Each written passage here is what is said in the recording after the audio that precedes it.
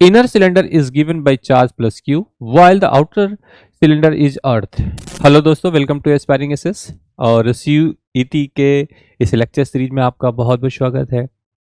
जिस तरीके से हम पूरे सीक्वेंस पे लेकर टॉपिक वाइज चल रहे हैं और बेसिक लेवल को लेते हुए और उसे एप्लीकेशन सेक्शन को देखते हुए प्लस उसके जो कॉम्पिटिटिव एग्जाम्स के पढ़ने से जो क्वेश्चंस बनते हैं उनको कवर कर रहे हैं, बहुत ही कम्पैक्ट मटेरियल में सेव कर रहे हैं आपके टाइम को और आपको इम्प्रूव कर रहे हैं आपके कॉन्सेप्ट को। उस पॉइंट ऑफ व्यू से हमारी जो ये सीरीज चल रही है, जो लेक्चर सीरीज चल रही है, वो बहुत ही इंपॉर्टेंट है आपके लिए। और इस लेक्चर्स को प्रॉपरली अगर आपने रीड कर दिया तो आपके CUET के सभी क्वेश्चंस बहुत अच्छे तरीके से सॉल्व हो जाएंगे, आने वाले भी और जो आ भी चुके हैं, क्योंकि इस लेक्चर सीरीज में पूरा अनुभव यूज किया गया है CUET के PY क्विज का भी, उसके सिलेबस का भी और उसके लेवल का भी। ये आपका डोमेन सब्जेक्ट है, CUET एग्जामिनेशन में इसको अच्छे तरीके से यूज किया जाता है, तो उसमें हम आपके बहुत ही शानदार तरीके से आपको मदद कर रहे हैं और बहुत अच्छा कंटेंट देने की पूरी कोशिश कर रहे हैं। तो होप फॉर द बेस्ट, ये सोचते हुए आपका अच्छे तरीके से CUET में सिलेक्शन हो जाए। हम लोगों ने अपना एक कंपैक्ट मटेरियल तैयार किया हुआ है और वो चीज़ आपको हम डिलीवर कर रहे हैं on the basis of my experience and PY course. So that today I will discuss about the types of capacitor. इससे पहले वाले लेक्चर में कैपेसिटर्स क्या होते हैं उसके बारे में हम लोग डिस्कस किया एंड देन हम लोगों ने सारा कुछ डिस्कस करते हुए आगे की तरफ चल रहे हैं, ठीक है। एंड सो दैट कि आज क्लास में हम लोग ये डिस्कस करेंगे कि कितने टाइप्स हैं आपको कैपेसिटर्स के लिए और कैसे उसका एप्लीकेशन सेक्शन जाता है। तो सबसे पहले सेक्शन में यहाँ पर इस types of capacitor, parallel plate capacitors पहली बात कर रहे हैं। Parallel plate capacitors, it consist of two parallel metallic plates separated by a small distance, ठीक है।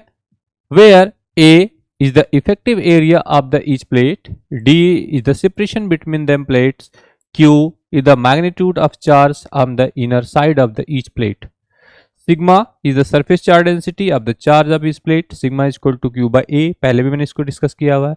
ईच एंड एवरी वेरिएबल्स का नाम याद रखने का बहुत इंपॉर्टेंस है, बिकॉज जब आप क्वेश्चन सॉल्व करने जाएंगे तो इसी के नाम से उसमें डेटा दिए होंगे, उस डेटा को यूज करके फार्मूला पुट करना है and then solve it, okay. तो इस पॉइंट ऑफ व्यू से इस वेरिएबल का एक्सप्लेनेशन बहुत इंपॉर्टेंट है, उसके हिसाब से आपको चलना है। V the potential difference across the plate, E the electric field between the plates is equal to sigma upon epsilon naught, okay. And then capacitance C is equal to epsilon naught A by D। यह पहले ही question में discuss किया गया था हम लोगों ने कि यह C is equal to epsilon A upon D होगा। एंड CGS यूनिट में A अपॉन 4 पाई D, ठीक है। If a dielectric medium of dielectric constant K is filled completely between them, the plate the capacitors increases by K times. तो इसके अंदर जब वो कह रहे हैं कि ये आपके पास D है, यहाँ पर ये V दे रखा, ये इसके पास एरिया है, ये आपके पास चार्जेस है, इसके मैग्नीट्यूड को यूज करने की बात करी गई और यहाँ पर एयर है। अगर इसके बीच में वो कह रहे हैं अगर कोई के मटेरियल आप डालते हो, ये डायलेक्ट्रिक मटेरियल्स होंगे, तो आपके जो एप्सिलॉन नॉट है वो के एप्सिलॉन नॉट में कन्वर्ट हो जाएगा। ये एयर की डायलेक्ट्रिक मीडियम है और ये आपके पास डायलेक्ट्रिक कांस्टेंट मटेरियल का है और ये सी। ऐसा क्यों होता है ये भी पूछा जा सकता है कि ऐसा क्यों होता है कि ये बढ़ जाता है, क्योंकि इसकी वजह से जो नंबर ऑफ प्लेट्स हैं ये एरिया वाली वो इंक्रीज हो जाती हैं और जो स्टोरेज ऑफ चार्ज हैं वो बहुत सारे बढ़ जाते हैं, so that the charge storage will increases, then the capacitance of this capacitor is increases, okay। and then go for the next slide, what is the information about that। आपके पास number आता है स्फेरिकल कैपेसिटर्स, ठीक है। अब spherical capacitors के लिए derivation करने की जरूरत नहीं होती है, सिंपली आपको इसी से देख करके यूज करना है। इस consist of two concentric conducting spheres of radii A and B, where A is less than B, it means कि जो B का पार्ट आपके पास यहाँ पर ये आप ग्रेटर है कंपेयरिंग टू दिस वन, यहीं से दिख रहा है आपका कि B is greater than A, okay. And then where, ठीक है, sphere is given charge plus Q while outer surface is earth, outer surface earth, ये चीज आपको दिख रही है, ये वाली बात कह रहे हैं, outer surface is earth.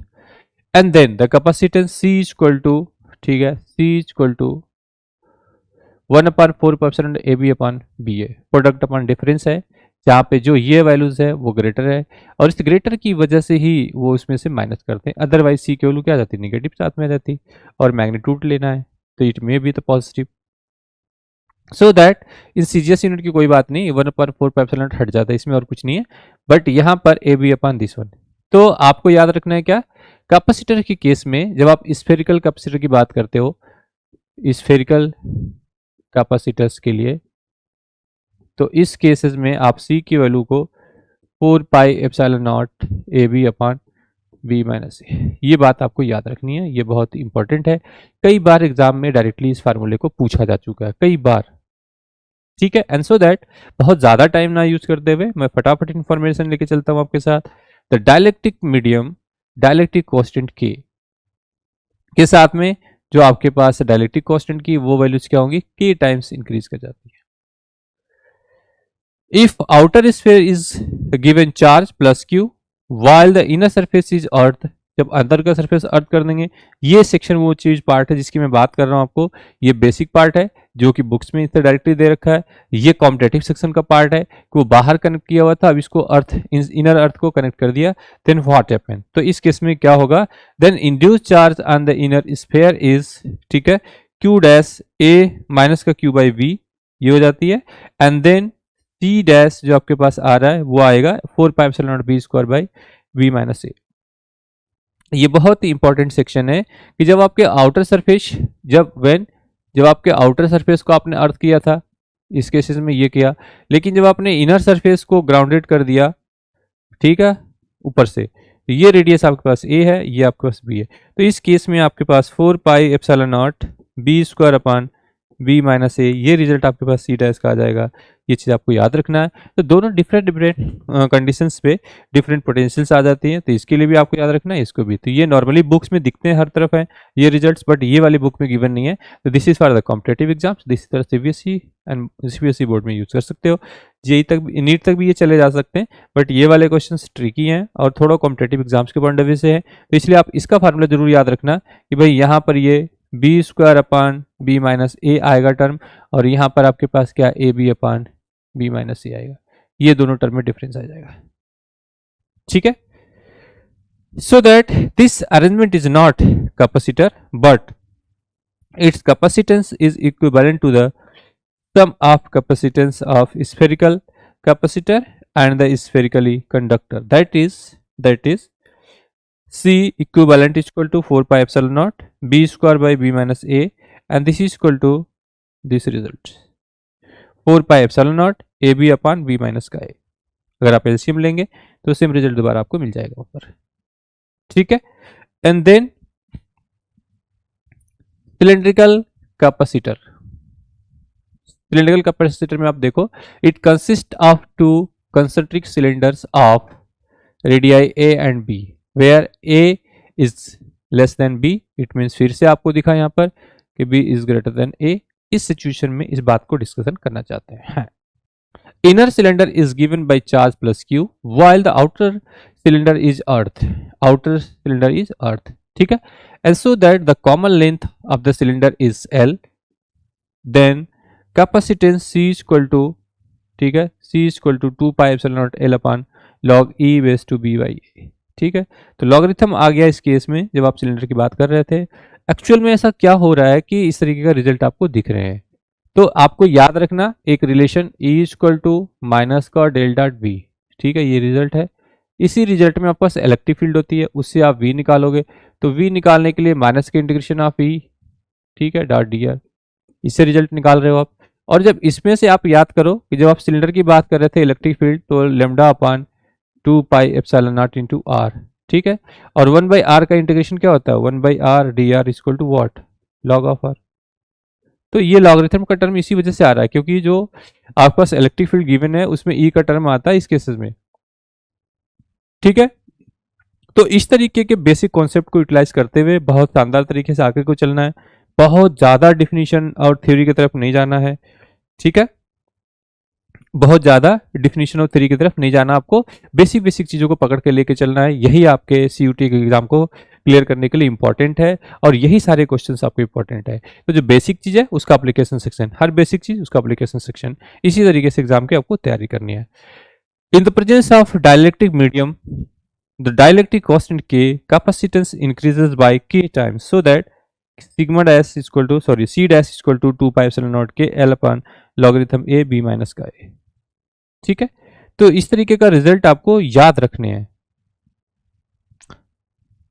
And then go for the dielectric. तो उस सेक्शन में हम लोग वहां तक क्लियर कर दिए। अब हम आगे की तरफ आ रहे हैं, डायलेक्ट्रिक क्या है। डायलेक्ट्रिक मीडियम और या डायलेक्ट्रिक होता क्या एक्चुअल में। डायलेक्ट्रिक होता है कि किसी मीडियम्स के अंदर अगर आपने, जैसे कि फॉर एग्जांपल्स आप कोई फील्ड लगा दिया, किसी मटेरियल के ऊपर आप इलेक्ट्रिक फील्ड लगाइए, डायपोल्स बन जाएंगे उसके। डायपोल्स बन गए, अब डायपोल्स बनने के बाद जब आप फील्ड हटा दिए तो रुक जाए, वो डायपोल बना रहे, तब तो डायलेक्ट्रिक है, डायलेक्ट्रिक मटेरियल है, एज इंसुलेटर ही होता है वो। बट अगर वो कंडक्टर है, उस केस में आपने फील्ड लगाया और फिर इलेक्ट्रिक फील्ड हटा दिया तो सारे डायपोल फिर भाग जाते हैं, तो वो कंडक्टर है, तो वो काम के लिए नहीं आते हमारे पास। तो आपको डायलेक्ट्रिक मटेरियल वो मटेरियल होता है जिसपे फील्ड लगाने के बाद डायपोल बन जाए और फील्ड हटाने के बाद तो डायपोल रह जाए। जो रह जाता है उसी को एज ए आप स्टोरेज ऑफ चार्ज की तरह यूज करते हो। That's why this material is important for the storage of charges in the case of capacitance. That's why I'm discussing about these things, because when you are taking this material, when apply the electric field on the given system, then you can get the charged. ठीक है, and this charge make a dipoles, and then after removing the electric field it will remains same as this. अब उसके अंदर क्या है, दूसरी बात ये भी रहती है कि अगर आपने इलेक्ट्रिक फील्ड अप्लाई के डायपोल बनाया तो ये जरूरी नहीं है कि जितना बन गया उतना ही रह जाए। अब उसमें वो कम और ज़्यादा होता है और मीडियम के साथ भी इफेक्ट होता है। तो जितनी किसी मटेरियल के अंदर डायपोल्स, बने हुए डायपोल्स को रोकने की क्षमता है या बचा रहता है, वो उसकी डायलेक्ट्रिक प्रॉपर्टी के अंदर आता है। इसलिए ये मटेरियल बहुत इंपॉर्टेंट है। तो ऐसे डायलेक्ट्रिक मटेरियल को लिए हम डिस्कस कर सकते हैं। देखते हैं सबसे पहले क्या है। डायलेक्ट्रिक्स आर इंसुलेटिंग मटेरियल, कोई शक नहीं है, बिल्कुल ठीक बात है ये चीज। Which transmit electric effects without conducting. ठीक है, वेरी गुड, बिल्कुल ठीक बात है। टाइप्स ऑफ डायलेक्ट्रिक्स क्या है। पहली बात टाइप का polar dielectrics. In a polar molecules when no electric field is applied, ठीक है, no electric field applies, then center of positive charge does not coincide with the center of negative charges. Means आपके पास जो centre of negative charge है, जो centre of positive charge है, ये सब क्या होंगे, कोइंसाइड नहीं होंगे, तो ये डायपोल्स इसके अंदर बन जाएगा। ए polar molecule has the permanent electric dipole, ठीक है, permanent electric dipoles P in absence of dielectric field. Also examples like water, dipole, alcohol, carbon dioxide, ammonia, HCl, etc. are made of a polar atoms oblique molecules. तो ये सब permanent dipoles आपके पास रखते हैं, इसके accordingly आप इसको लेके चल सकते हैं और बहुत अच्छे तरीके से आप इसको देख भी सकते हैं। एंड देन डायपोल को देखा कैसे जाता है, ये भी देख सकते हैं आप, इन the presence of electric field. ठीक है, तो डायपोल इन जनरल क्या ऐसे बन गया हुआ है, एक पॉजिटिव एक नेगेटिव, यही तो है डायपोल। जब आप डायपोल की डिफिनेशन की आप बात करते हो, P इक्वल टू 2a और क्रॉस L, यही है ना, ठीक है, सॉरी यहां पर चार्ज के साथ 2qL कर दो, ये वाली बात है, एक पॉजिटिव चार्ज और दूसरा आपके पास नेगेटिव चार्ज, इसके बीच का डिस्टेंस आपने लेना है 2L, एंड देन डायपोल बनेगा आपके पास 2qL। ठीक है, तो इस कंडीशन में जब आप बात करते हैं डायपोल्स के लिए तो बहुत बेसिक है कि हमेशा डायपोल बना, एक पॉजिटिव एक नेगेटिव, एक पॉजिटिव एक नेगेटिव डायपोल्स बने हुए इनके अंदर। जब आपने इस पे इलेक्ट्रिक फील्ड अप्लाई कर दिया तो उस केस में क्या हुआ, तो हेलो दोस्तों, देख रहे हैं हम लोग यहाँ पर कि जो डायपोल्स है वो किस तरीके से बने हुए हैं। ठीक है, ये पॉइंट है इसके साथ, ये पॉइंट इसके साथ है, ये पॉइंट इसके साथ, ये डायपोल्स बन गए हैं। इस डायपोल्स के बनने के अकॉर्डिंगली क्या होगा कि यहाँ पर जब से आपने फील्ड लगाया, सब देखो यूनिफॉर्मली हो गया, फील्ड लगा दिया आपने, फील्ड इलेक्ट्रिक फील्ड लगा दिया, तो ये सभी देखो पॉजिटिव एक तरफ हो गए और नेगेटिव टूवर्ड्स हो गए, और ये दोनों क्या यूनिफॉर्मली डिस्ट्रीब्यूटेड हो गए। This is the property of electric field apply करा आप। तो परमानेंट डायपोल ऑलरेडी बने हुए हैं, इनके डायपोल्स बनाने की जरूरत नहीं, इनको परमानेंट डायपोल बोलते हैं, ये अपने आप बना हुआ है। किसी किसी मटेरियल में डायपोल होते नहीं है, जब आप फील्ड अप्लाई करते हो तब डायपोल बन जाते हैं उसके साथ। क्लियर, तो इस तरीके के सिस्टम को आप देख सकते हैं। दूसरी कंडीशन आती है नॉन पोलर। ठीक है, non polar dielectric. In non polar molecule, ठीक है, where no electric field is applied, the center of positive charge coincide with the center of negative charge in the molecule. ठीक है, when electric field is applied, the positive charge experience a force in the direction of electric field and negative charge experience a force in the direction of, ठीक है, opposite to the field.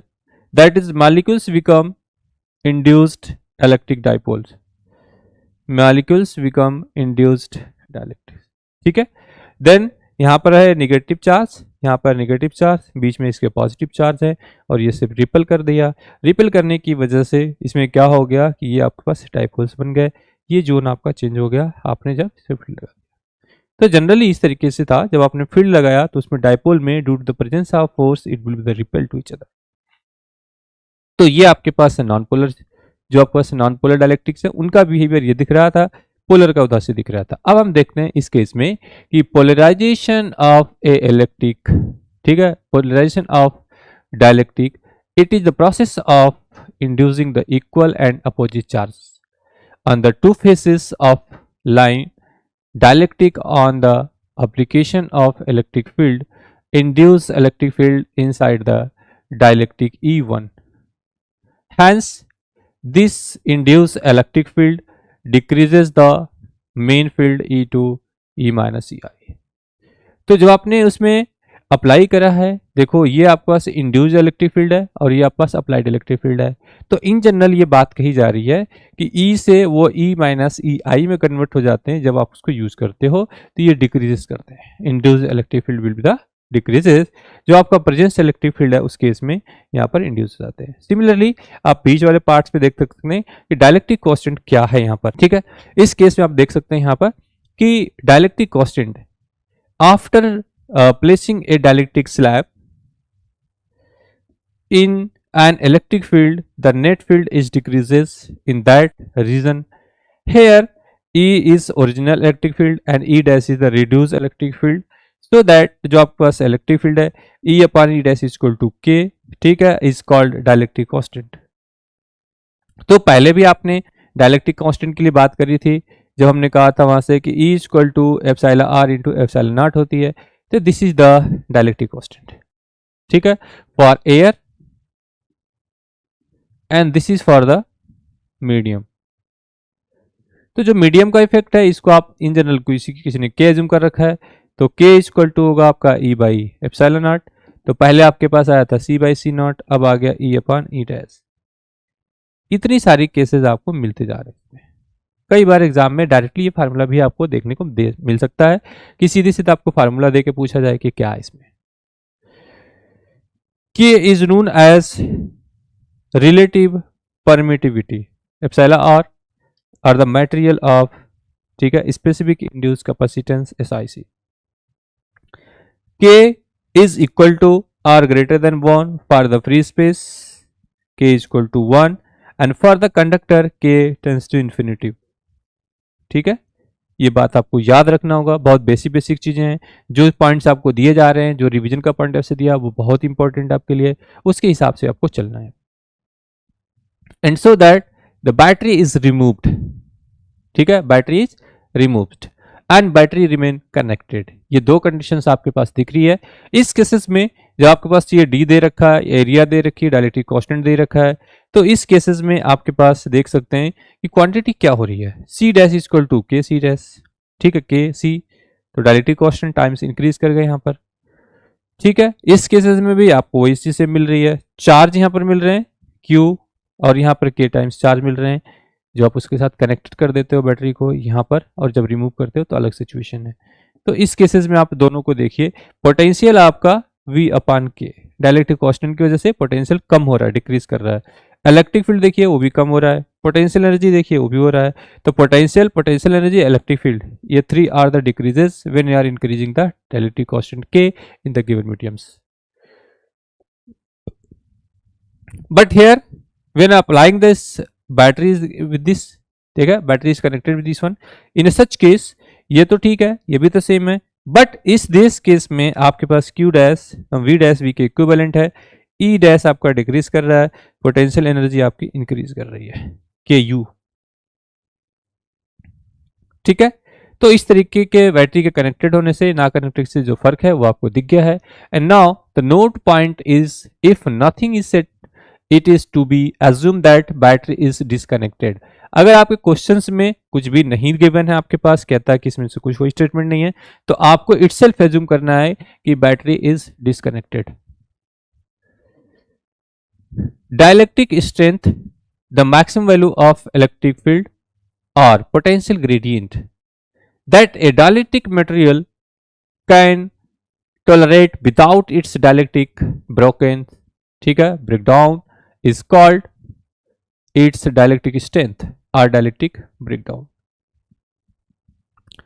SI unit of dielectric strength of a material is V upon volt per meter, but in practically the units is kV upon mm. Practically ये है kilo volt लगाइए और millimetre पाइए, ये वाली condition है। Generally में आप इसको यूज करते हो, पर प्रैक्टिकली में क्या है, किलो वोल्ट अपॉन मिलीमीटर, ये सिचुएशन होगी यहाँ पर, ठीक है। पैरेलल प्लेट कैपेसिटर, जो आपके पास पैरेलल प्लेट कैपेसिटर्स हैं, इस केस में an air field charge parallel plate capacitors charge Q, surface charge density sigma equal to Q by A, same formula बार बार यूज आ रहा है। एंड इस केस में जो कैपेसिटेंस है C equal to epsilon A upon D, ये भी बिल्कुल बेसिक रिजल्ट आ रहा है। तो पोटेंशियल, ठीक है, पैरेलल की बात चल रही है। And fourth point is potential difference across the plate V equal to this one, बिल्कुल ठीक बात है, कोई दिक्कत नहीं है। फिफ्थ पॉइंट आपके पास है electric field between the plates equal to sigma upon epsilon naught. Plate की केसेस में जो कुछ आना चाहिए वो सब कुछ आपके पास आ रहा है, चाहे वो electric field E equal to V by D की बात आई, ये कर लो आप, V equal to E D ये आप कर दो, ठीक है। तो ये दोनों ही फार्मूला आपके पास इंपॉर्टेंट है और ये पेपर में आता भी है। Electric field E equal to sigma by epsilon naught भी आपके पास है, ये भी आप यूज कर सकते हो, ठीक है। और अगर चार्ज के फॉर्म में देखना चाहते हैं तो चार्ज का हम क्यू बाई ए करिए, ए साइड ले जाइए और आपका क्यू की वैल्यू भी आ जाएगी यहाँ पर। तो ऐसे रिलेशन को आप यहाँ पर यूज कर सकते हैं। 6 पॉइंट आपके पास ऑलरेडी स्टोरेज है चार्ज का, U equal to 1/2 C V square and Q square by 2c and half Q into V, ठीक है। If a dielectric slab is filled completely gap between the plates capacitance increases by K times. अगर आप उसके बाद air gaps है इस condition में, यहाँ पर ये आपका v दे रखा है, सेपरेशन बिटवीन दो प्लेट्स के बीच में, ये आपके चार्ज है, इसके किसी मैग्नीट्यूड को यूज करना होता है। एरिया आपके पास यहाँ पर दे रखा है, पोटेंशियल यहाँ पर दे रखा है। अगर बैटरी को कनेक्ट किया हुआ यहाँ पर, तो उस केस में आपके पास जो चार्ज स्टोरेज है वो k टाइम्स इनहेंस हो जाएगी epsilon naught upon D, that is C dash equal to K into C. तो ये सभी बेसिक इंपॉर्टेंट पॉइंट्स आपके सामने है, इसके लिए इंपॉर्टेंट सारे, ये पूरा रिजल्ट ही इंपॉर्टेंट है, इसको याद रखना। सीधे सीधे ये फार्मूला पेपर में देखने को आपको मिल सकता है। और ये सारी कहानियां पैरेलल प्लेट कैपेसिटर्स के लिए चल रही हैं। Dielectric is partially field between the plates if dielectric slab of thickness t is less then t is inserted between the plates, then E is equal to main dielectric field between the plates EI। Initial आपके पास EI दे रखा है, इसको बोलते हैं induced electric field in the dielectric. E dash equal to reduce electric field, E dash equal to E minus this one, जो आपने डैश ले रखा है वो रिड्यूस है। आपके पास पहले इलेक्ट्रिक फील्ड नियम के अंदर ये है, जब आप कोई मीडियम डालते हो तो इंड्यूस्ड हो गया, इंड्यूस होने के बाद जो E डैश है वो आपका रिड्यूस हो गया यहाँ पर, clear. And then the potential difference between them, आपका बहुत सिंपल पोटेंशियल डिफरेंस है, ये रिजल्ट भी बहुत इंपॉर्टेंट है आपके लिए, इस रिजल्ट को आपको याद रखना है। V dash equal to E D minus T, ये D क्या है, सेपरेशन बिटवीन द प्लेट्स, ये है D आपके पास, और ये T क्या है, थिकनेस ऑफ दिस मटेरियल, जो आपने यहाँ से यहाँ तक यूज कर रहे हो ये, ठीक है, T थिकनेस का मटेरियल है, प्लस E डैश T आपको यूज करना है। E डैश की वैल्यूज क्या है, E अपान के, हमेशा इलेक्ट्रिक फील्ड उसकी रिड्यूस होगी जब आप उसे मीडियम डाल देते हो, then E D minus T plus T, so that potential difference V dash equal to E D minus T plus T upon K, ये रिजल्ट बहुत इंपॉर्टेंट है। And so that sigma upon epsilon naught D minus T plus T upon K, तो finally आपके पास मिल गया Q, ठीक है, यहाँ से ये रिजल्ट मिला Q upon A epsilon naught D minus T plus T upon K. तो इस चीज को आपको याद रखना है, बहुत इंपॉर्टेंट रिजल्ट है। V dash equal to Q upon A epsilon naught and brackets में आपका D minus T plus T upon K, ठीक है, ये रिजल्ट आपका। And the capacitance C dash is equal to Q upon V dash, तो C dash is equal to epsilon not A upon D minus T plus K। ये result यहाँ बहुत important आपके लिए। And so that C dash is equal to epsilon A upon D minus, जब आपके पास parallel बहुत सारे कैपेसिटर है T1, T2, T3, बहुत प्यार से इसको लिख लेना क्योंकि बहुत इंपॉर्टेंट है पेपर के लिए। बिना इसके पेपर नहीं बनता है, मैनी टाइम्स देखा गया है क्वेश्चंस के अंदर। So that you will take the in the revision section you must be care of this point कि when you have the multiple T1, T2, T3 in this condition, then you can write up the C dash is equal to epsilon A upon D minus T1 plus T2 plus T3 plus T dash plus T1 upon K1 plus T2 upon K2 plus T3 upon K3 plus dash. इस तरीके से आप इसको ले सकते हो। C that equal to epsilon naught, ये जो आपके पास आ गया epsilon naught A upon T1 upon K1 plus T2 upon K2 plus T3 upon K3 plus T3, this one ना। तो ये बहुत अच्छा रिजल्ट है आपके पास, इस तरीके से आप इसको देख सकते हो। ये आपके पास डी दिया है और ये K1 K2 K3 इस तरीके से दिया, और यहाँ पर आपके पास T1 T2 ये थिकनेस है, T आपका थिकनेस है, K1 K2 K3 आपके पास डायलेक्ट्रिक्स है। इस दोनों के कॉम्बिनेशन से in the presence of separation between them we can write the relation epsilon naught A upon T1 upon K1 plus T2 upon K2 and etc। And so that, और भी आपके पास दे रखा है a metallic slab is inserted between the plates, capacitance C equal to C dash equal to epsilon upon D minus T। ये है हमारा एक स्पेशल स्लैब जो इसमें मेटेलिक का मतलब कंडक्टर हो गया, कंडक्टर स्लैब्स के केसेस में। और इन जनरल जब आप देखते हो यहाँ पर तो C dash equal to epsilon naught A upon जो भी यहाँ पर आपके पास है D माइनस T और 1 माइनस 1 अपॉन K, ये स्लैब होता है। जब आपने कंडक्टर डाल दिया इस केसेस में तो इसकी कहानी थोड़ी चेंज हो जाएगी। इस केस में सिर्फ ये वाला बचेगा टर्म 1 वाला, ये वाले टर्म पे निगलेक्ट हो जाएंगे। So that C equal to epsilon naught A upon D minus T। ये है आपके पास कंडक्टर और मेटालिक मटेरियल की कैपेसिटेंस में जो यहाँ पर देख रहा है। तो C dash in this case capacitor is said to be short. जब अगर C की डैश की वैल्यू इनफाइनाइट हो जाएगी तो शॉर्ट है, ठीक है, इन ए सर्कुलेट। तो ये कंडीशन आपको दिख रही है कि K टेंस टू इन्फिनिटी भाई आपका ये पूरी थिकनेस आप देखो, ये मेटेलिक स्लैब T डाला हुआ है, बट ये मेटेलिसिस में कैसा है, कंडक्टर की कंडीशन में डाला हुआ है, तो इस केस में इन्फिनिट हो जाएगा, मतलब शॉर्ट हो गया, ये टोटली शॉर्ट हो गया, ठीक है, शॉर्ट हो गया इस केस में जब कंडक्टर लाया। And the next one is separation is increasing, ठीक है, सेपरेशन मतलब डी के साथ क्या रिलेशन आएगा इसके पास, ये आपके पास क्वांटिटी और ये दोनों के आपके पास battery is removed. Capacity decreases because C is inversely proportional to D, that is C double dash is less than C dash. बात ठीक से याद रखना कि सेपरेशन बिटवीन देम जो आपके पास क्या है वो से डिक्रीज करता है। चार्ज की कंडीशन क्या होगी, charge remain constant because A battery is not present, battery है ही नहीं तो जितने चार्ज है वो आपको उतने दिखेंगे, तो उस केस में क्या होगा, Q डैश Q के इक्विवेलेंट होगा। अब बात आती है पोटेंशियल डिफरेंस की, तो इस केस में क्या होगा, increases because V is equal to Q upon C and V is inversely proportional to C, that is V dash जो चेंज पोटेंशियल है difference is greater than the present potential difference.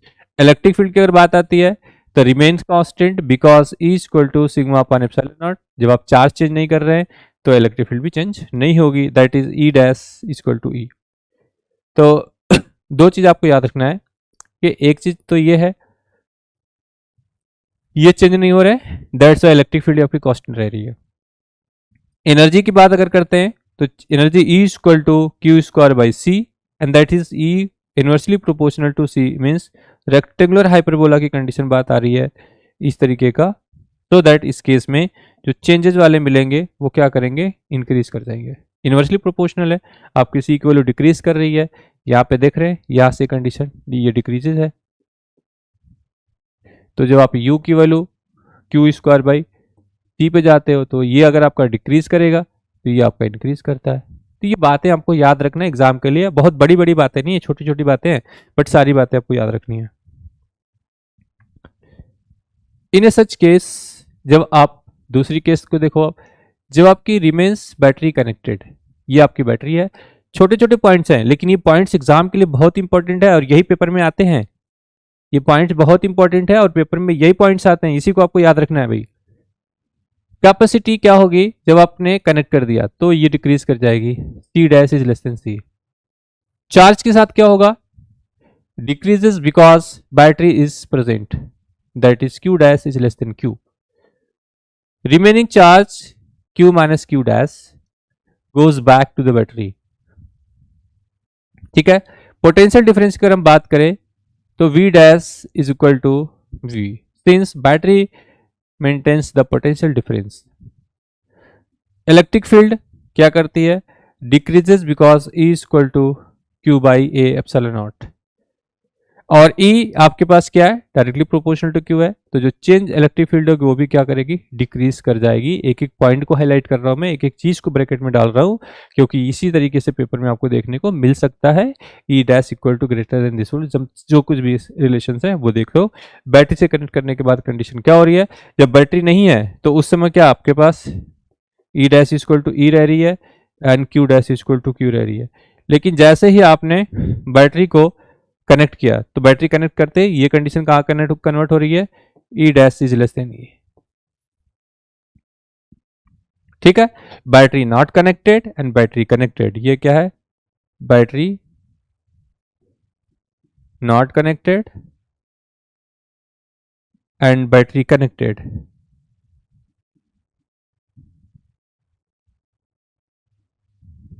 ठीक है, battery connected.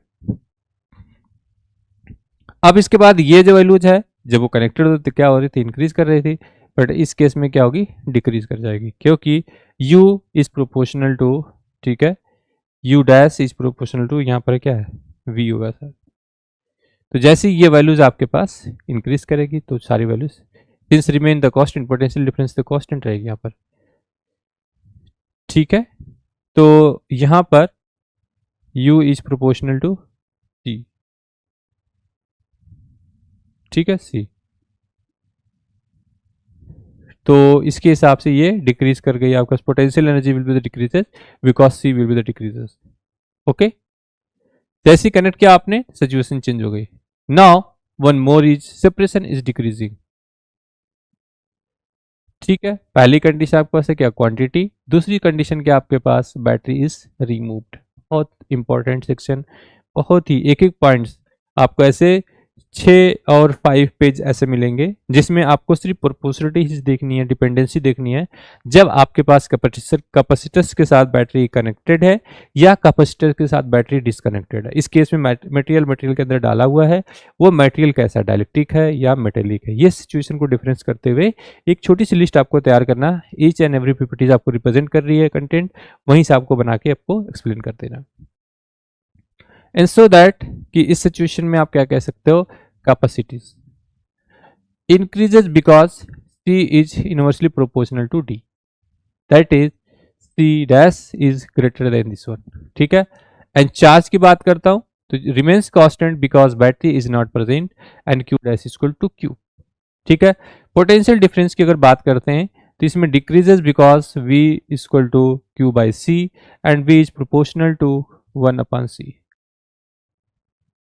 ठीक है, then V dash is less than V, तो remain constant because E is equal to sigma by epsilon naught, that is Q upon A by epsilon naught. ये आपका E dash is equal to E decreases because E is equal to Q square upon 2C। U is proportional to 1 upon C, ये आ जाएगा, that is U dash is less than U। बहुत छोटी छोटी बातें हैं बट याद रखना सारा कुछ, किस कंडीशंस में क्या चीज चेंजेस हो रहे हैं, बहुत इंपॉर्टेंट सेक्शन है। देखो आप कभी आपकी इलेक्ट्रिक फील्ड कांस्टेंट रह रही है, कब आपकी पोटेंशियल एनर्जी डिक्रीज कर रही है, आपकी पोटेंशियल भी डिक्रीज कर रही है बट चार्ज रिमेन सेम। ठीक है, चार्ज और electric field remain constant, potential and potential energy will be the decreases. ठीक है, गिवन इस कंडीशन में, और चूंकि C आपका इनवर्सली प्रोपोर्शनल है तो जैसे आपके पास जो चेंजेस होंगे उसके अकॉर्डिंगली आपका C dash will decreases about the D। जब आपने डिक्रीज किया ना सेपरेशन बिटवीन देम, यही तो दोनों कंडीशन के बीच में, आपने इस केस में ये डी को डिक्रीज किया है, इस डी को डिक्रीज किया है आपने, तो सी डैश इंक्रीज करके आपका है। तो बात बेसिक, पूरी बात बेसिक है, कंडीशन है, बट फिर भी एग्जाम में छोटी सी मिस्टेक से आपका इजी सा क्वेश्चन आपके हाथ से निकल सकता है, इसलिए बहुत प्रिसाइजली टेबल बना के आपको दिया जा रहा है। एक एक चीज को बहुत ध्यान से आप देखते हुए चलिए। जब हम क्वांटिटी की बात करते हैं और बैटरी रिमेन्स कनेक्टेड, जब आपने इंक्रीज किया था एक बार डी और एक बार डिक्रीज किया था, उसमें बैटरी कनेक्टेड के साथ और बैटरी के साथ डिस्कनेक्ट के साथ बात करते हैं।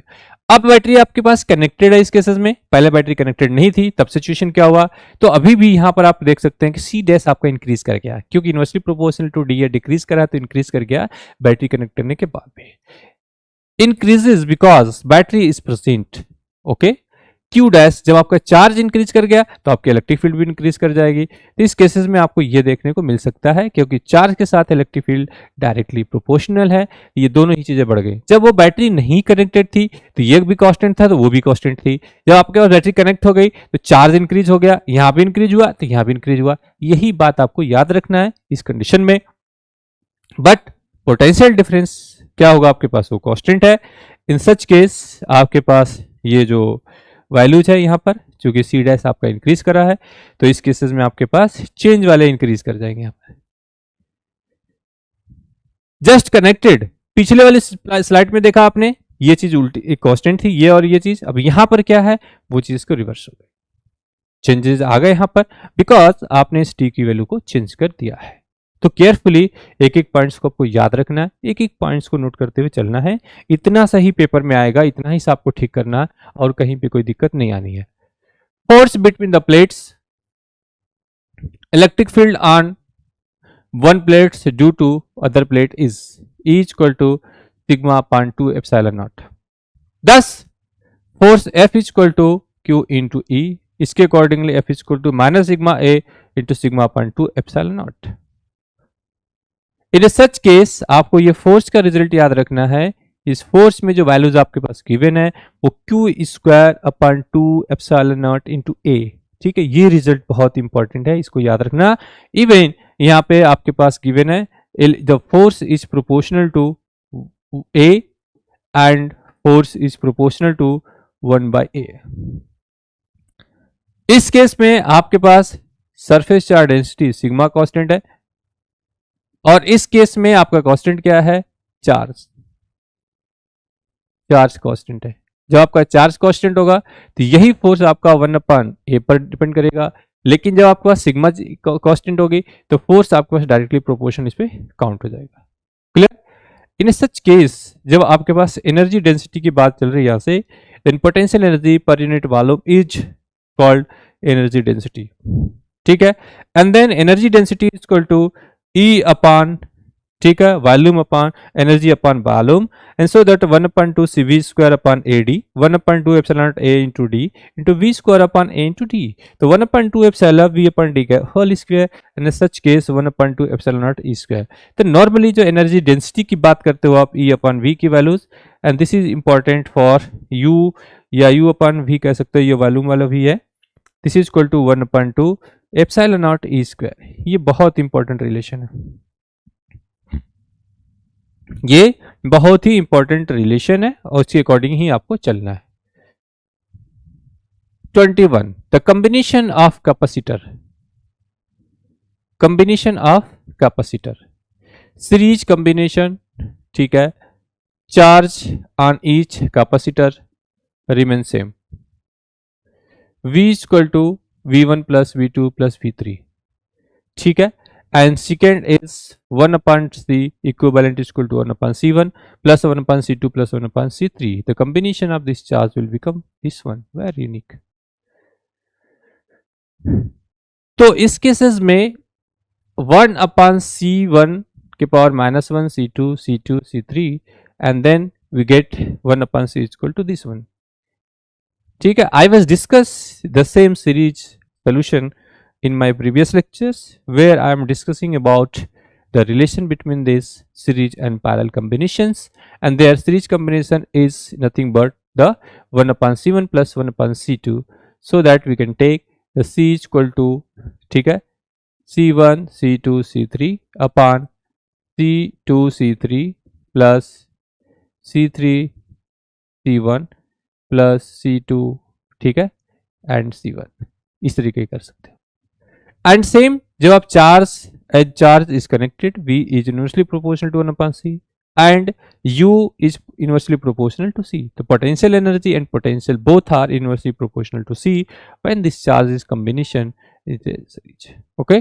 For two capacitor having the capacitance C1 and C2, we can write the product upon difference. बहुत simply याद रख सकते हो आप, C1 C2 upon C1 plus C2. The multiplication upon addition, इन्होंने लिखा multiplication upon addition means product upon sum. अगर आपके पास दो हैं, पर 3 कैपेसिटर के केस में ऐसे प्रोडक्ट अपॉन दिस कंडीशन ऐसे लिखते हैं। ऑलवेज ऐसा मत करना, क्योंकि जब हम दो चार्ज को सम करते हैं तब तो इजीली हम प्रोडक्ट अपॉन सम लिख सकते हैं, but when are going to the variable charges 1 2 3 4 5 6, then we can take the LCM of this one and then solve it. इस तरीके से डायरेक्टली सबको लिखने की कोशिश मत करना, क्योंकि बच्चों से एक सिंपल गलती यहाँ पर होती है कि वो C1 C2 C3 अपान जब लिखते हैं तो C1 C2 C3 लिख देते हैं, अगर इस बेसिस पे 3 चार्जेस के लिए। बट जब 3 चार्जेस की बात करते हैं तो आपका रिजल्ट इस तरीके से लिखा जाएगा, वो आपको ध्यान रखना है, और यही रिजल्ट CUET के पेपर के लिए इंपॉर्टेंट है। So that V1 is equal to C1 upon C1 plus C2 into V, and V2 is equal to C2 upon C1 plus C into V, and such that if n identical capacitors, then C equivalent is equal to 1 upon n and V dash is equal to V by n. तो ये result भी आपको याद रखना है कि for n identical capacitors के लिए C इक्विवेलेंट की वैल्यू C अपॉन n होगी। ये जी रिजल्ट आपका इंपॉर्टेंट है। तो आपके पास ये चीज सीरीज में कैसे पहचानोगे, V1 V2 V3 दे रखा है, यहाँ पर एक बैटरी कनेक्ट कर रखा है, यहाँ पर C1 C2 C3 दे रखा है, और कह रहे हैं कि सीरीज में कनेक्टेड है। Then how can define these are connected in series? You must be take the points anywhere this to this point. देखिए जहां पर भी चार्ज का डिस्ट्रीब्यूशन है, नहीं है, कोई डिस्ट्रीब्यूशन नहीं है चार्ज के, तो उस केस में सब सीरीज में है। जिस पॉइंट पर चार्ज का डिस्ट्रीब्यूशन हो जाएगा, करंट का डिस्ट्रीब्यूशन हो जाएगा, वहां पर वो चीज पैरेलल में चली जाती है। Then similarly we can take one more point is there, the parallel combination आ गया। पैरेलल सीरीज की बात है, सीरीज में पैरेलल के देखते हैं, पैरेलल में potential difference across each capacitor remain the same. ठीक है, remain the same. Q is equal to Q1 plus Q2 plus Q3 and C equivalent is equal to C1 plus C2 plus C3. Okay, as potential difference is constant, Q is proportional to C and U is proportional to C. For two capacitors having capacitance C1 and C2, C1 and C2, and such that C equivalent is equal to C1 plus C2.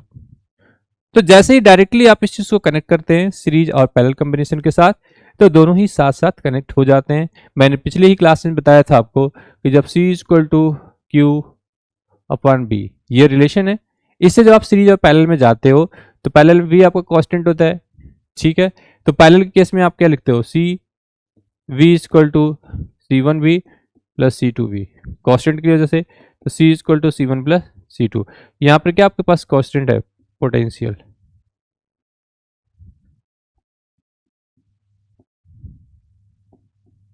ठीक है, potential आपका यहाँ पे constant है। But जब आपने series में जोड़ी थी वहां पर, तो आपने कहा था कि यहाँ पर C equal to Q upon V में जब आप इसको कनेक्ट कर रहे थे, तो V equal to Q upon, ठीक है, C ये हो गया। दिस इज इक्वल टू आप लिख सकते हो Q upon C1 plus Q upon C2। तो इस केस में आपको चार्ज कांस्टेंट मिलता है जब कोई कैपेसिटर इसमें कनेक्ट होता है सीरीज में। ठीक है, पैरेलल V एंड सीरीज में Q ये कांस्टेंट होंगे। इसके हिसाब से एग्जाम में कई बार वो क्वेश्चन में भी पूछ लेते हैं इस तरीके का कि आपके पास सीरीज के केस में क्या चीज कांस्टेंट होता है, आपके पास Q कांस्टेंट है। ठीक है, और क्या क्या कांस्टेंट हो सकता है इससे रिलेटेड, वो चीज आपको ध्यान रखना है। तो सीरीज और पैरेलल की इक्विवेलेंसी में आप देख सकते हैं कि यहां पर आपके पास C इक्विवेलेंट इक्वल टू कितनी है, NC हो जाएगा। ठीक है, and Q dash equal to Q by N। तो जब आप सीरीज में थे N पैरेलल के लिए, N कैपेसिटर्स के केस में जब आप N कैपेसिटर की बात करते हैं तो सीरीज में जब आप होंगे तो उसमें आप C बाई N कहेंगे, जब आप पैरेलल में होंगे तो आप कहेंगे N इंटू सी। ये दोनों ही रिजल्ट आपको याद रखना है। पेपर में बहुत छोटे से ऑप्शंस के साथ पूछ देते हैं कि ये वैल्यूज क्या होंगी, ठीक है, ये वैल्यूज क्या होंगी, ये बहुत सिंपली पूछ सकते हैं आपसे कि N के टर्म के साथ कैसे डिपेंड करता है, ठीक है। अगर इन जनरल किसी ऑप्शंस की मैं बात करता हूं, जैसे अगर मैंने कोई क्वेश्चंस बना दिया आपका इस तरीके से कि if C1 and C2 are two capacitors are connected in series and parallel, ठीक है, पैरेलल, तो C1 C2 डैश डैश करके आप इसको Cn तक ले जाओ, are connected series and parallel, then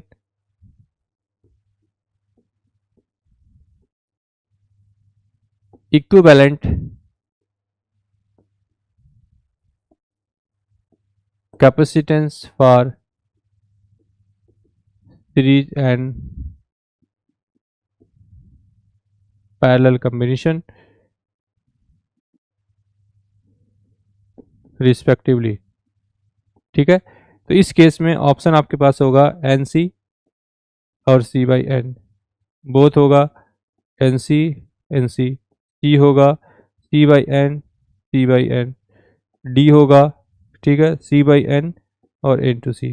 इस तरीके से ये होता है आपके पास CUET के क्वेश्चन पेपर का लेवल, जहां से आपसे पूछ सकते हैं। तो आपने देखा होगा कि सीरीज के केसेस में 1 अपान करके आना चाहिए, तो पहले उन्होंने बोला बात सीरीज की, देन कहा पैरेलल की, तो सीरीज केस में 1 बाई N आ जाएगा, तो ये D ऑप्शन आपका करेक्ट हो जाएगा। तो ऐसे बेसिक क्वेश्चंस, बेसिक आपके पास रिजल्ट्स आपसे पूछे जा सकते हैं, उस चीज को आपको याद रखना है। अब बात आती है redistribution of charges. Redistribution of charges, when a charge capacitor is connected across an uncharged capacitors, then redistribution of charge occurs to equalize the potential difference across each capacitor.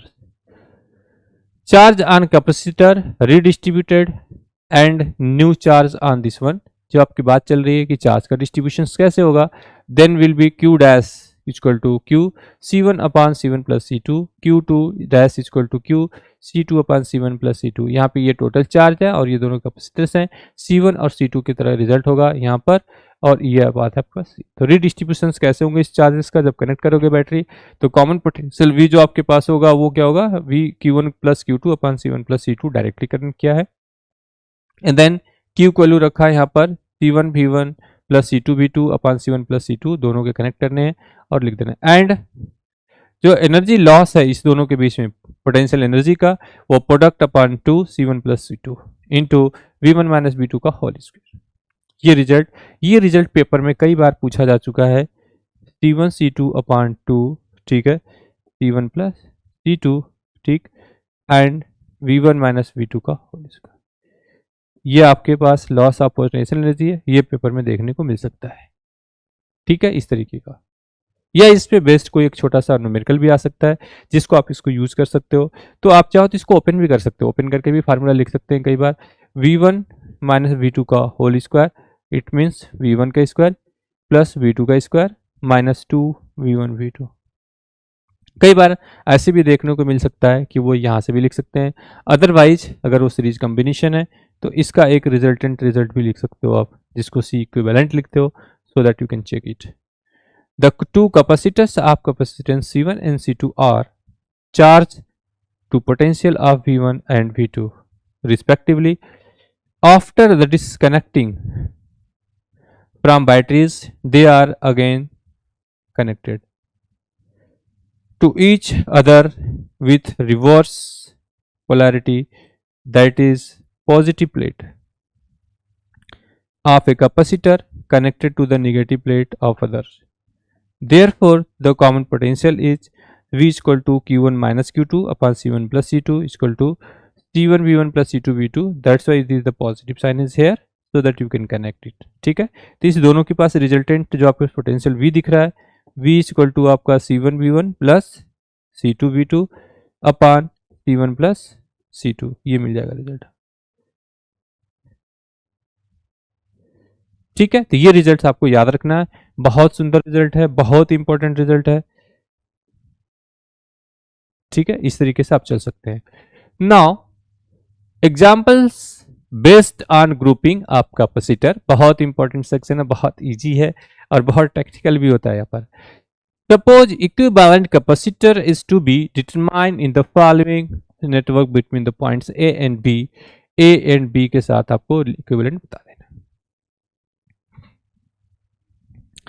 तो अगर आप किसी कॉम्बिनेशन को ओपन करो तो आप देख सकते हो यहां पर, ठीक है, यहां पे दो टर्मिनल आपके पास दे रखा है ए और बी, ठीक है ना। तो ये दोनों किस में है, सीरीज में है। ये दोनों किस में है, सीरीज में है। सीरीज में कैसे पता चला, no distribution, no distribution of current at any point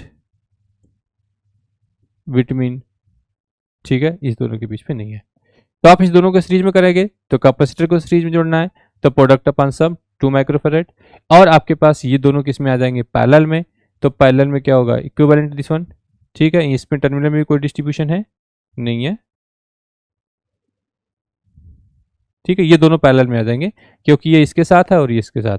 तो आपके पास रिजल्ट आ गया इस तरीके का, ये है 2 माइक्रोफैराड एंड ये इस तरीके का रिजल्ट आया 2 माइक्रोफैराड और ये क्या 3 माइक्रोफैराड। तो C इक्विवेलेंट इस केसेस के लिए 2 + 3 = 5 माइक्रोफैराड आ जाएगा। तो 5 माइक्रोफैराड इसका रिजल्ट आ जाएगा आंसर, ठीक है। बट अब आपको बताता हूं CUT के एग्जाम का कंपटीशन कहां पर है। वो इस तरीके से बना देंगे एक सर्किट, ठीक है,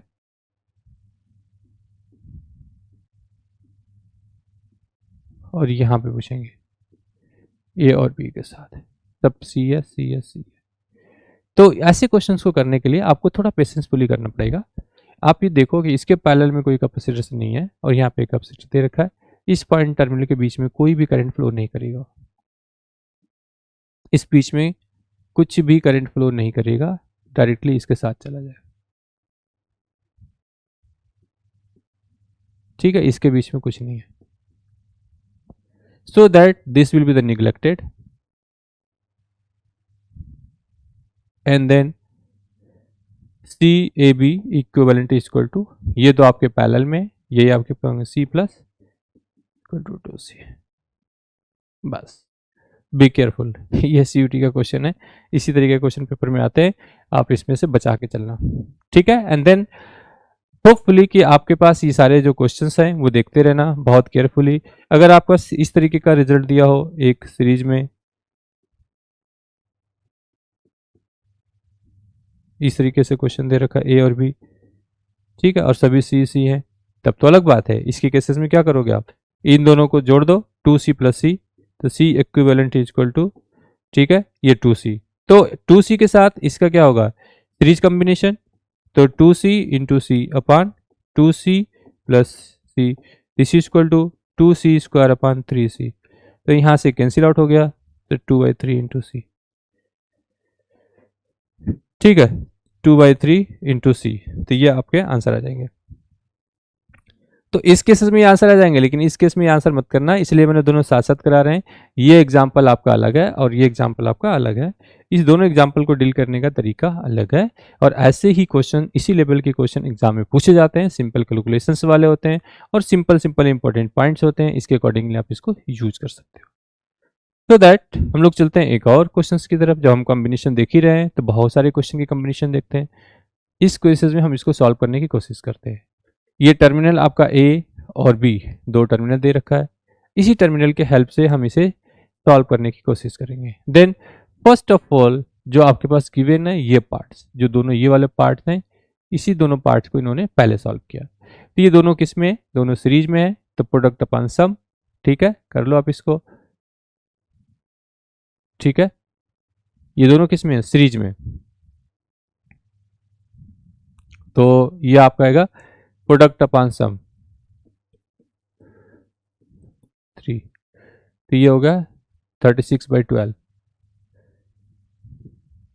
ठीक है। तो आपका ये 3 आ जाएगा। अब इस 3 के साथ अगले स्टेप्स में हम देख रहे हैं कि ये वाले जो 3 हैं इस वाले 3 के साथ क्या पैरेलल में है, तो इसको इन्होंने कनेक्ट कर दिया और ये आ गया 6 माइक्रोफैरेड, इस दोनों को कनेक्ट किया। एंड देन उसके बाद जब आपके पास ये 6 है और ये 6 है, ये दोनों क्या होंगे, एक दूसरे के साथ सीरीज में होंगे। Then also we take the product upon sum, तो फिर से आपके पास क्या आ जाएगी, 3, ठीक है। एंड देन अब इस 3 के साथ ये 2 किस में है, पैरेलल में है, तो 3 + 2 5 माइक्रोफैरेड, तो आपका रिजल्ट आ गया 5 microfarad of equivalent C equivalent. तो इस तरीके का ये रिजल्ट है। इसमें आप देख सकते हैं कितनी सावधानी से पहले आपके पास टर्मिनल इस तरीके से देखना है। ये दोनों आपको सीरीज में दिख रहे थे, इस दोनों के ये दोनों पैरेलल में चले गए थे, इस दोनों के पैरेलल में कनेक्ट होने के बाद ही इसके साथ जो आपका लास्ट में दिखता है, इस दोनों के साथ ये दोनों आपस में किस में आ गए, सीरीज में, क्योंकि कनेक्ट होकर इसके साथ आ गया। एंड देन लास्ट जब आपने देखा फाइनली इसका सोल्यूशन और इसके सोल्यूशन दोनों क्या हो गए, पैरेलल में हो गए। पैरेलल में होते ही आपको 3 + 2 = 5 माइक्रोफैरेड हो गया, 5 माइक्रोफैरेड हो गया। तो आपके पास एक ही जो इंपॉर्टेंट सेक्शन है, आप इसको सीरीज और पैरेलल के कॉम्बिनेशन से देख के चलिए और बहुत अच्छी तरीके से इस क्वेश्चन को सॉल्व करिए। हिंट्स मैंने आपको दे रखा है, ट्रिक दे रखी है, सब कुछ आपको यूज करना है। एडिशनली मैं आपको सिर्फ एक पॉइंट बोलता रहूंगा कि जो कुछ भी यहाँ पे सीरीज और पैरेलल कॉम्बिनेशन है, रेजिस्टेंस केस में जस्ट उल्टा होता है, ध्यान रखना इस बात को बेटा, नहीं तो गलती हो जाएगी आपसे बहुत, ठीक है। एक और क्वेश्चंस की तरफ चलते हैं। ये वाला क्वेश्चन बहुत बढ़िया क्वेश्चन दे रखा है, इस तरीके का दे रखा है, ठीक है। ए और बी के बीच में निकालना है, ये है 9 माइक्रोफैरेड माइनस। सबसे पहले ऐसे केसेस में सबसे पहले आपने इस छोटी वाले सर्किट को सॉल्व करिए, हमेशा कोशिश करिए इस टर्मिनल पे निकालना है, तो इधर से सॉल्व करते हुए आप चलिए। जैसे आपने इस तीनों को सॉल्व किया, यहाँ पॉइंट्स को लिया, तो इनके टोटल ये 9 9 9 सब सीरीज में है, प्रोडक्ट अपन सम करना है इन सबों का सीरीज के साथ ही। तो आप क्या करोगे, 9 × 9 × 9, ठीक है, अपान 9 × 9 + 9 × 9 + 9 × 9, ये तो रिजल्ट होगा। तो आपको यहाँ से सब में से कॉमन कर लेना है, ठीक है। तो आपके पास टोटल कितना आ जाएगा, 9 / 9 × 9, अगर आपने कॉमन कर लिया 1 + 1 + 1, यही ना। तो 2 9 से 2 9 कैंसिल और ये हो गया 9/3 and this is equal to 2। तो 3 3 का 9 3 माइक्रोफैरेड, 3 माइक्रोफैरेड आ गया पहला रिजल्ट। अब उस 3 के साथ ये पैरेलल कॉम्बिनेशन हो गया आपके पास, तो 3 + 3 फिर 9 हो गया, फिर से कॉम्बिनेशन आप लोगे इस सर्किट के लिए दोबारा से, ठीक है। उसको ऐड करने के बाद तो ये फिर से 3 आएगा, फिर से ये आप इसको लोगे 9, फिर से 3, तो 3 तो आया इसके साथ में, ठीक है। And then CAB equivalent to 3 microfarad, ये रिजल्ट आ रहा है। तो बस जस्ट कॉम्बिनेशन, इसके 3 + 9, फिर इसके 3, फिर इसके साथ 9, फिर सबके 3, तो 3 आ गया माइक्रोफैरेड। क्लियर। तो इस तरीके से कॉम्बिनेशन को सॉल्व करिए और इस रिजल्ट के साथ आप एंजॉय करिए। आज के इस लेक्चर में यहीं तक, आगे के लेक्चर में हम फिर से आएंगे सीरीज और पैरेलल इक्विवेलेंस को लेकर के कि इसमें क्वेश्चन सॉल्व कैसे कर सकते हो और क्या चीज़ आपको प्रिसाइजली करना है। तो आज के लिए इतना ही। Thank you so much and all the best.